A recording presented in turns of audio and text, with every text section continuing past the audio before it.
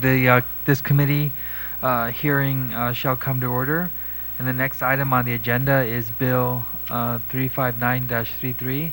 And I'd like to recognize the sponsor, Senator Stiglitz, to give an overview. Thank you, Mr. Chairman. Bill 359-33 has been introduced with the intention of trying to craft a solution for our healthcare circumstances that are currently at risk of affecting every single one of our taxpayers, including those who haven't been born yet. Prior to Bill 359-33 being introduced, my committee has received and has currently been holding on to Bill 338.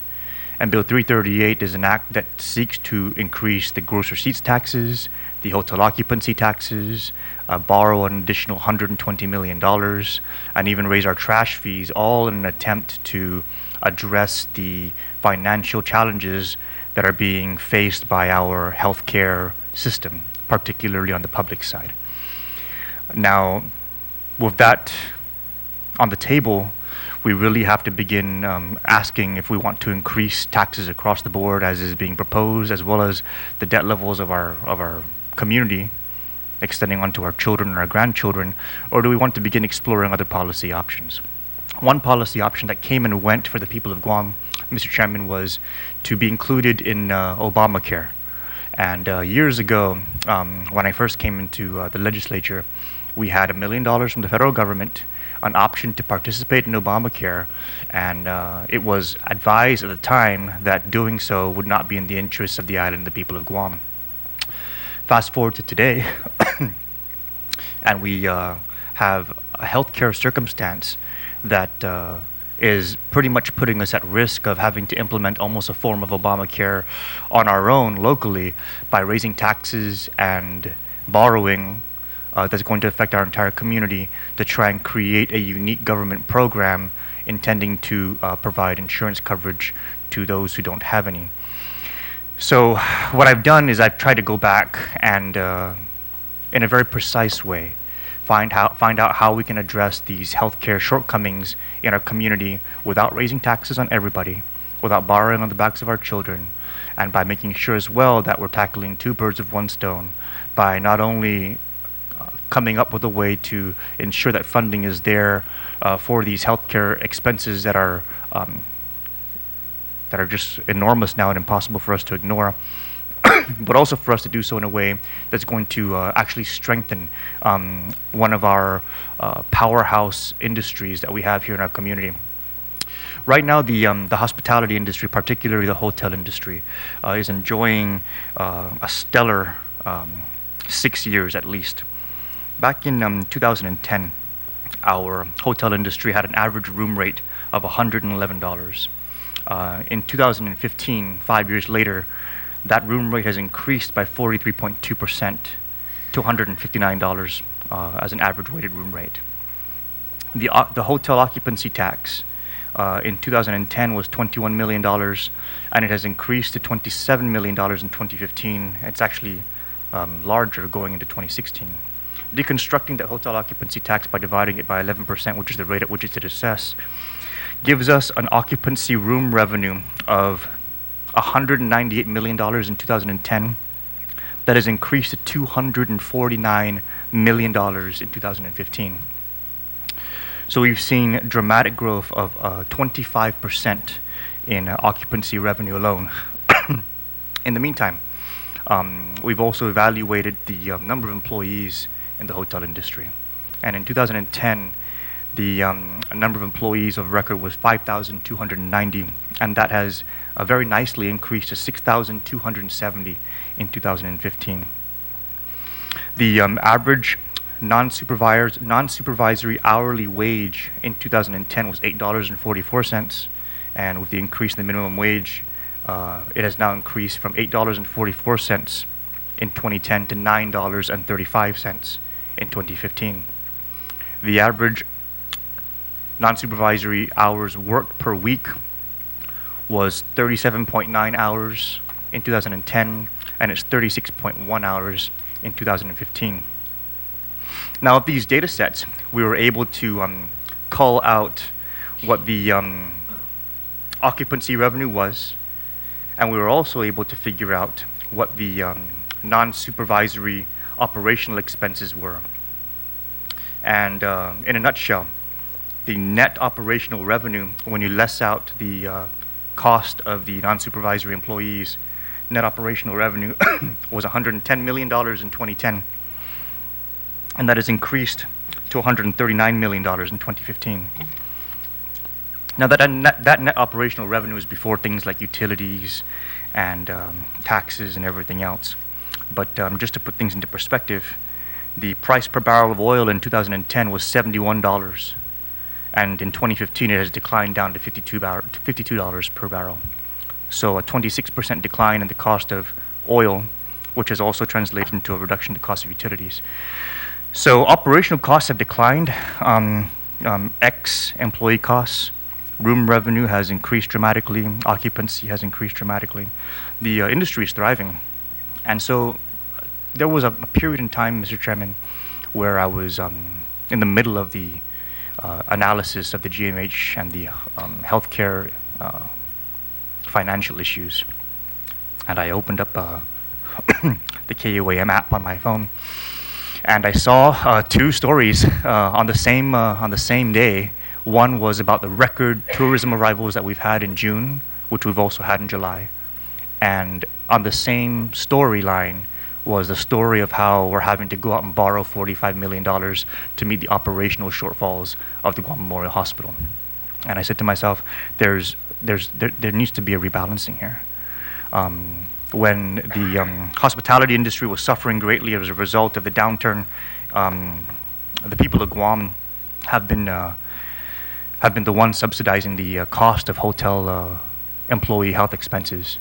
We've been covering them on Medicaid if they qualified. If they did not qualify, our mandate to provide care at GMH, the doors are always open there. But we've come to a point now where our community now is the one that's suffering and struggling.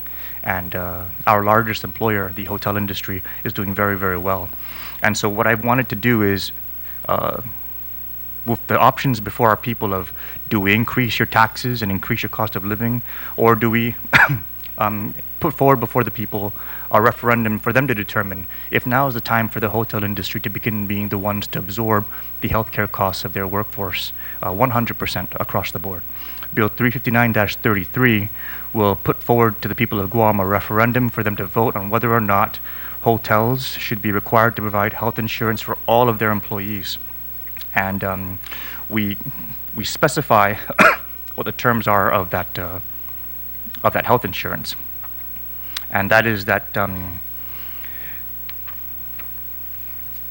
the most important point is that one, the hotels may offer whatever kind of health insurance plans they want to offer, but at the very least, they must offer one plan that does not have any employee premium, but it may have a higher employee deductible. So it's almost similar to the government of Guam high deductible health insurance plans. And so what that would provide is a basic level of preventive care, catastrophic insurance coverage at no additional cost to the employee out of pocket, but it would also be required for every single employee within the hotel industry. And ideally, what we're hoping that would do, and what we're hoping the industry will be able to organize, because they are very organized, is creating a pool within themselves to be able to provide that basic level of coverage, and then as individual entities providing any kind of additional coverage that they see more fit for their enterprise. But Mr. Chairman, we've come to a point where we don't have a lot of options with respect to being able to meet the healthcare costs of our community.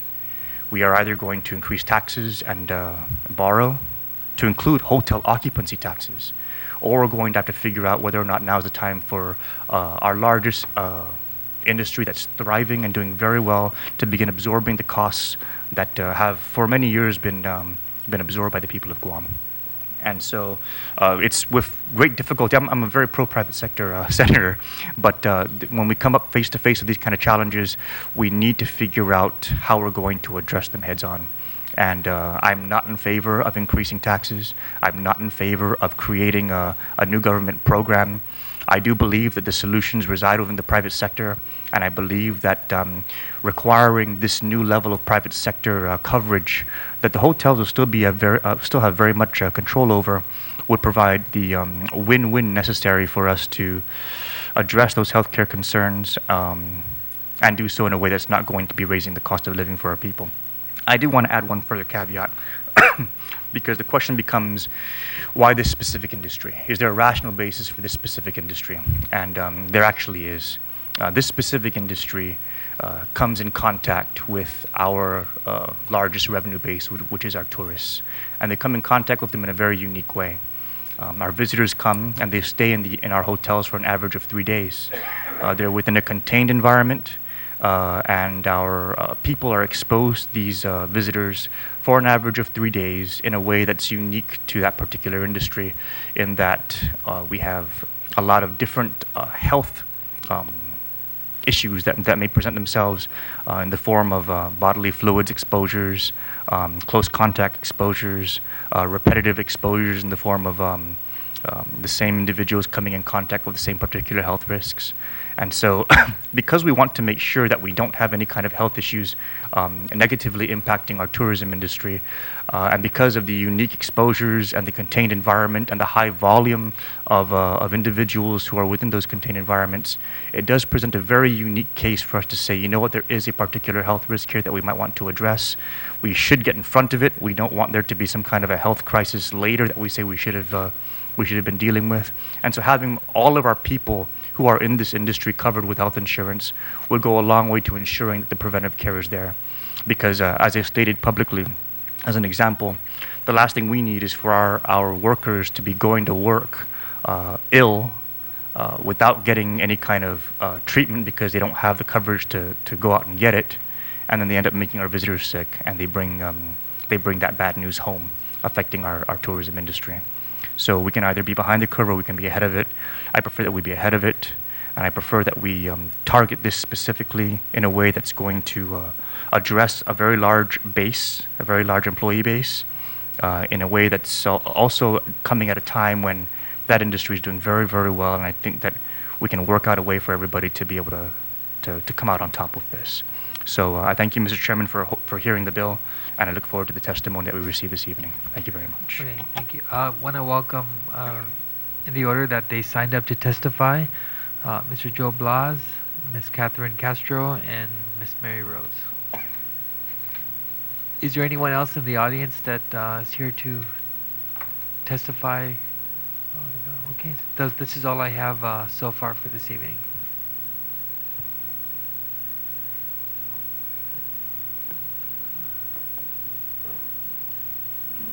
Okay, I'll let you decide who goes first. Buenas, Okay. Mr. Chair, Senator Ficio, Senator Vice Speaker, Cruz, Senators Morrison, Torres, Espadon, and Mr. Siklas. This is just Mossy. And I'm here. My name is Joe Blossom from Jonya Rose, of course. But also I'm here as a chairman of the board for the Guam Hotel and Restaurant Association. I'd like to comment on the Honorable Senator Nicholas for saying that, yeah, we do pump a lot of money into the industry, do pump a lot of money into the economy. And this room is supposed to be filled today. However, as we speak, we're feeding thousands of local people out there in our restaurants, and thousands of tourists that are visiting our hotels today. So we're working. So yeah, today this evening I just want to say my opinion on issues. I'm here to oppose the bill based on the face value of what I see on 359.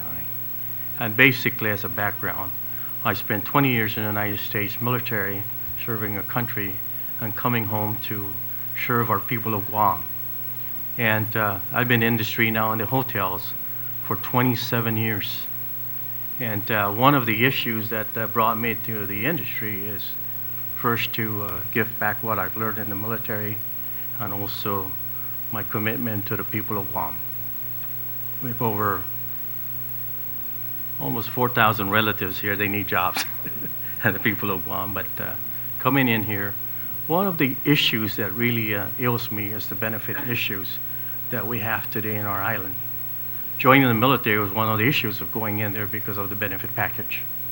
And still today, you probably see that this is why over men and women are joining the military today, or even the Guards and Reserve, is for the benefit package they receive. So that's why I'm in the industry. The first issue that when I looked in the issue of the industry here was the benefit package, and one of them was the health insurance. It's almost mirrors the military in one of the hotels that I work with, and I said, wow, this isn't it for me. So that's why I'm still here today. After almost 30 years in the industry, and I was one of the forefront in the local management, working in the industry where I say, hold on a minute, it's my turf. I want to help my people of Guam get in the industry and see what they can get and reap the benefits of the health insurance that we have in the industry at that time. And that was 27 years ago.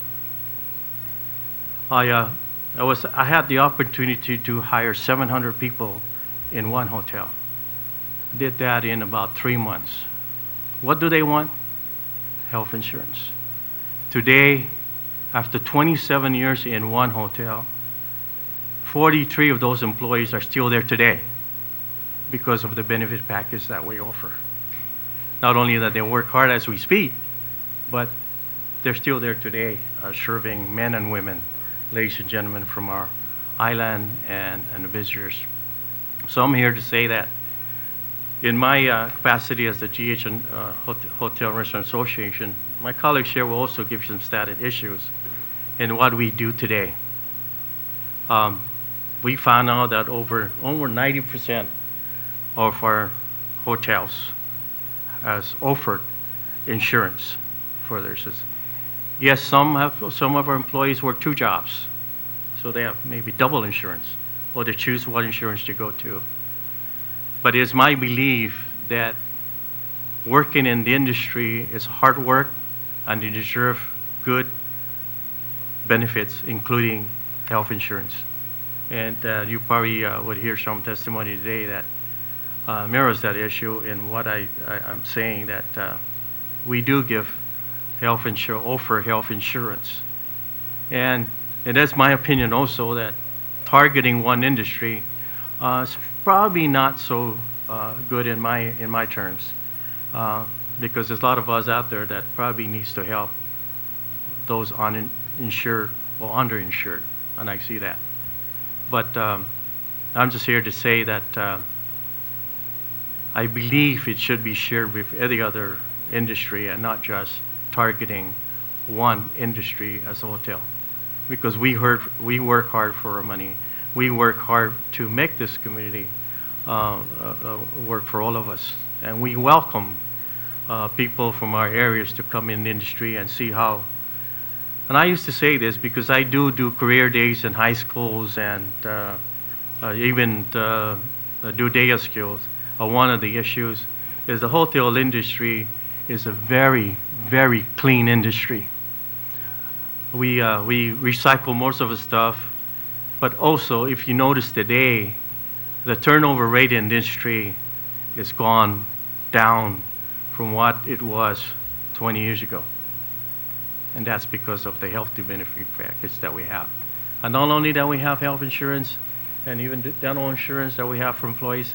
And yes, I want them because I've seen rank and file that is going through the promotion system that are directors today. And when the hierarchy gets up there, of course, you get more benefits. But also, as in management, I still have to protect that we have investors coming in here and saying, wow, this is a good place to build a hotel.